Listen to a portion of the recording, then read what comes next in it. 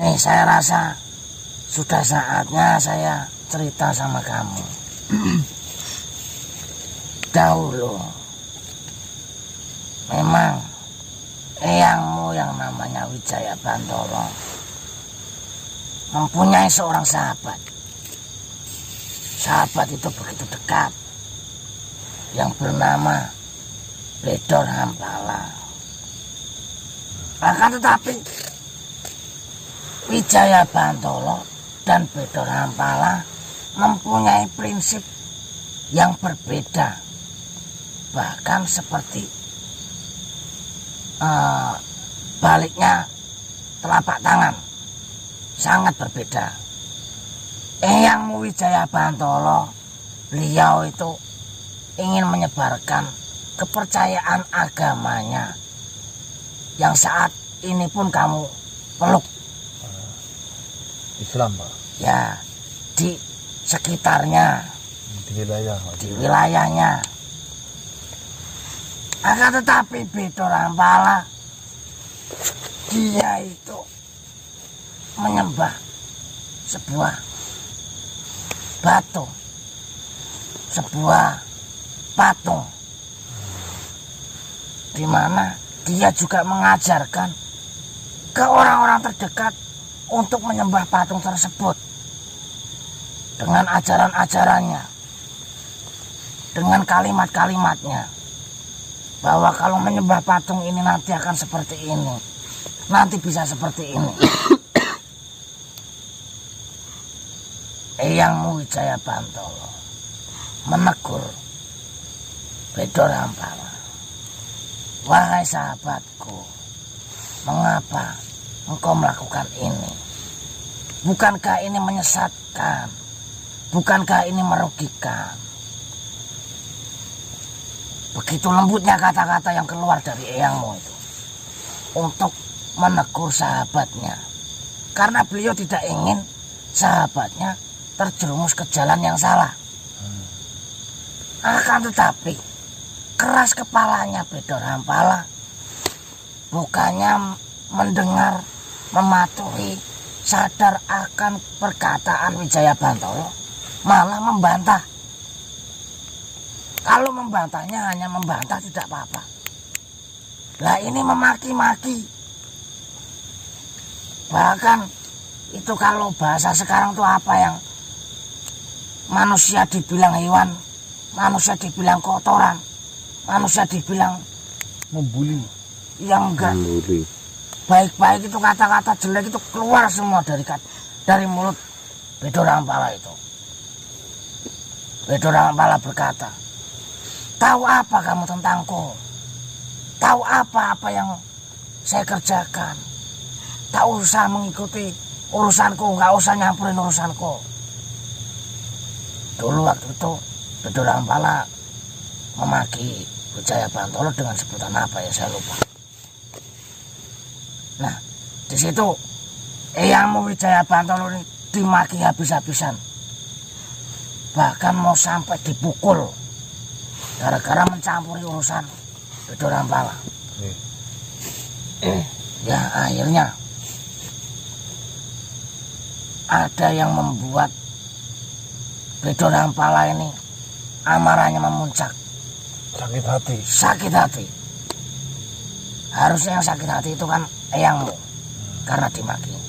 Tapi ini yang sakit hati Bedor Hampala, karena eyangmu Wijaya Bantolo berkata seperti ini,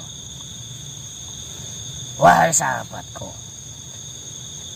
apakah engkau sadar yang kau sembah ini hanyalah sebuah patung.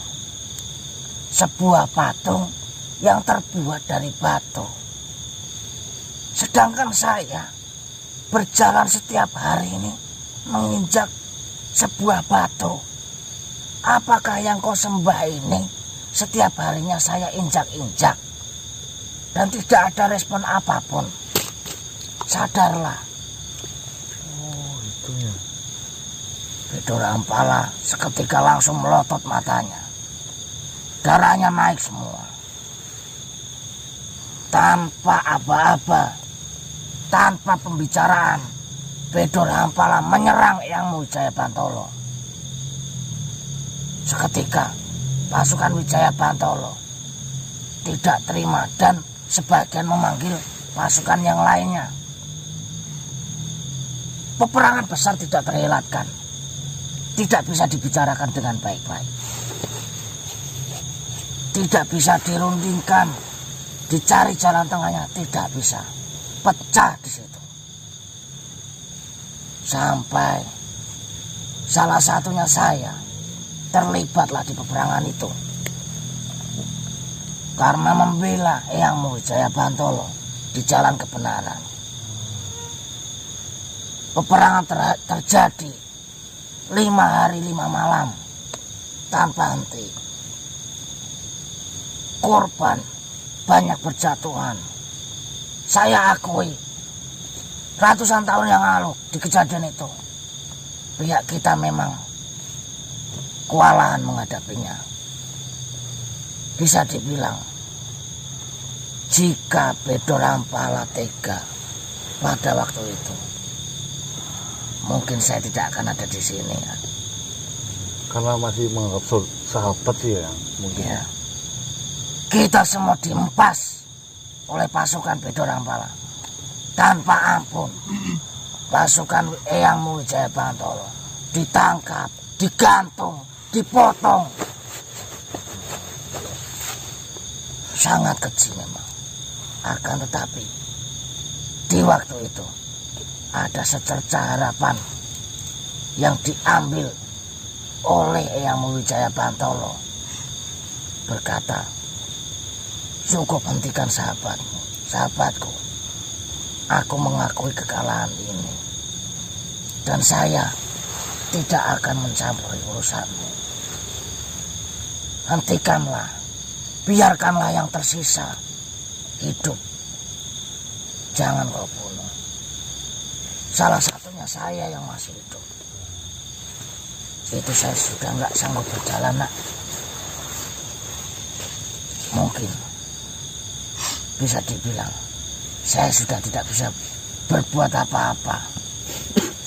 Saya dibunuh oleh pasukan terlemahnya Bedor Hampala pun saya tidak bisa membalas. Karena perkataan Eyang Wijaya Bantolo seperti itu. Bedor Hampala sedikit terbuka hatinya untuk menghentikan peperangan, mengisyaratkan pasukannya agar tidak membunuh yang tersisa di situ. Termasuk yang kau kenal mungkin, Suranggana. Maguru. Ya. Di situ Eyang Wijaya Bantolo berkata sambil tertatih-tatih, sambil merangkul pasukan yang masih tersisa. Perkataan kurang lebih seperti ini.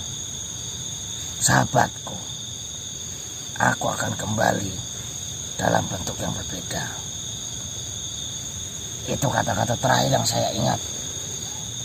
Nah, sekarang engkau mencampuri urusan Bedor Hampala. Entah secara kebetulan atau hanya rencana, atau memang ini sudah takdirnya. Perkataan Eyangmu itu terjawab di waktu ini.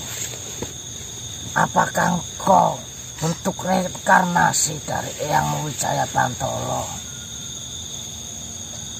atau engkau memang ditakdirkan untuk meneruskan perjuangan Eyang Wijaya Bantolo, atau engkau manusia biasa yang tak punya apa-apa, akan tetapi secara kebetulan engkau memang meniti jejak yang sudah dilakukan Wijaya Bantolo di ratusan tahun yang lalu. Saya pun juga tidak mengetahui pastinya. Allahu a'lam. Ya, benar sekali. Ini bukan permasalahan yang ringan menurutku. Ini sangat berat. Jika kau bertanya kepadaku, lantas bagaimana? Haruskah maju atau mundur? Saya tidak bisa memberi sebuah kepastian.